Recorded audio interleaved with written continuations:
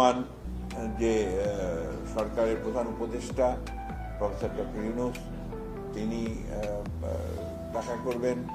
আমাদের দলের ভারপ্রাপ্ত চেয়ারম্যান যিনি দল চালাচ্ছেন দীর্ঘদিন ধরে এবং রাজনীতিতে প্রধান কেন্দ্রবিন্দু হয়ে আছেন বাংলাদেশে, এবং এই আপনার আমাদের ছাত্র জনতার অভ্যুত্থানের মধ্যে একটা প্রধান ভূমিকা পালন করেছেন। তার সঙ্গে আপনার সাক্ষাৎ হওয়াটা এটা একটা বড় ইভেন্ট বলে আমি মনে করি, মেজর পলিটিক্যাল ইভেন্ট। এবং আমার মনে হয় যে এখন এই সময়ের মধ্যে এটা সবচেয়ে ইম্পর্টেন্ট ইভেন্ট, এটার গুরুত্ব অনেক বেশি।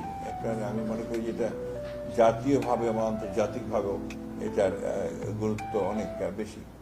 কারণ ইতিমধ্যে আপনারা জানেন যে আপনাদের পত্র পত্রিকাতে সাংবাদিকের মধ্যেই বহু আলোচনা বিভিন্ন বিষয় নিয়ে চলছে আর কি, সাবজেক্ট নিয়ে কথাবার্তা হচ্ছে।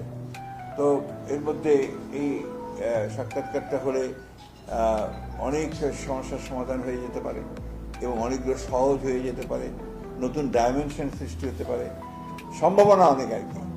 এখন এটা নির্ভর করবে আমাদের নেতৃবৃন্দের উপরে যে তারা এটাকে কিভাবে সেই সম্ভাবনার দিকে নিয়ে যাবে। আমরা আমাদের তরফ থেকে আমরা সম্পূর্ণভাবে দলের তরফ থেকে আমরা আমাদের একজন চেয়ারপারসনকে সম্পূর্ণ যেটাকে বলে যে অথরিটি দিয়েছি এবং তাকে আপনার আমরা তার সাফল্য প্রার্থনা করেছি এই সাক্ষাৎকারে। জি,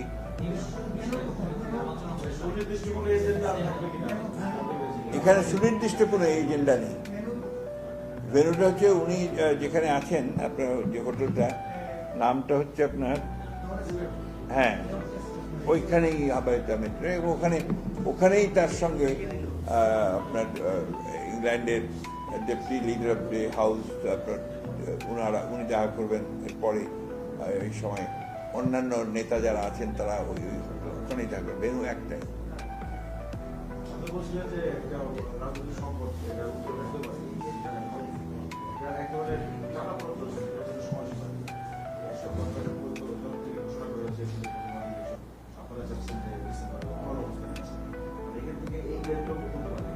না, বললাম তো এটা একটা বিরাট সম্ভাবনার সৃষ্টি করেছে আপনার।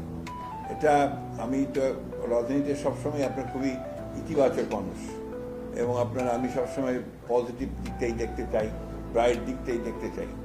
তাতে করে আমি এই একটা সুযোগ সৃষ্টি হয়েছে যেটাতে অনেক সুযোগ তৈরি হতে পারে, এবং সেই সুযোগগুলো তৈরি করার একটা সুযোগ এসছে আমাদের দুই নেতার।